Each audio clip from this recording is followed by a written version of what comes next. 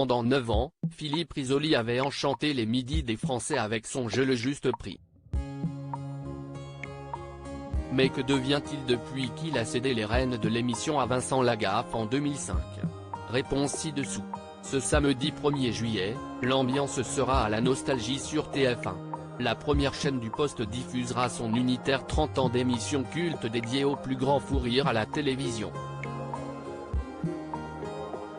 Les téléspectateurs pourront y revoir des séquences qui ont marqué les esprits, racontées par une cinquantaine d'animateurs et de personnalités emblématiques du petit écran. CST également l'occasion de s'intéresser à ce que sont devenus certains des présentateurs les plus populaires comme Philippe Risoli. Avant que Vincent Lagaffe ne reprenne les commandes en 2005, CST lui qui avait animé le jeu culte Le Juste Prix.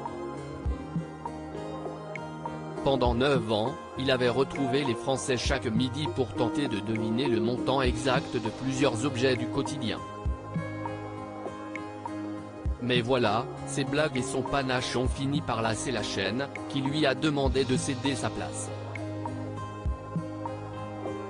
J'avais un peu le moral à zéro, je ne suis pas sorti de chez moi, je n'ai rien fait de spécial, avait confié l'animateur à Télé Loisirs en 2017.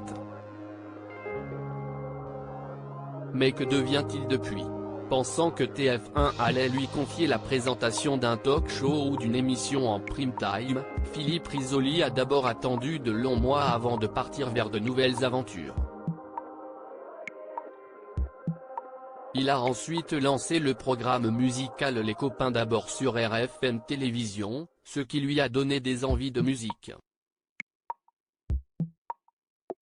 CST ainsi qu'il a sorti son tout premier album intitulé Autrement, lequel comprend le morceau culte Cuitas les Bananas.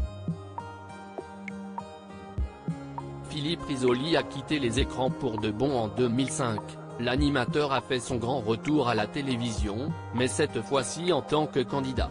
Aux côtés de Jordi, Nathalie Marquet, Patrick Dupont, Véronica Loubry, Plastique Bertrand ou encore Mallory Nataf, il a participé à la 2e saison de La Ferme Célébrité, avant d'être éliminé à la 5e place.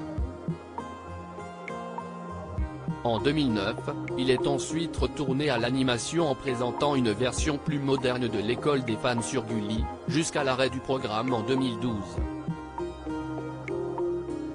Depuis, CST surtout sur les planches que s'illustre Philippe Risoli.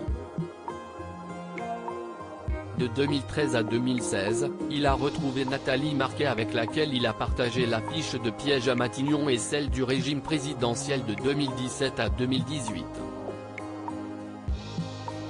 Retiré des projecteurs, il mène désormais une existence paisible à Paris, où il vit avec son épouse Anne et ses 2 enfants.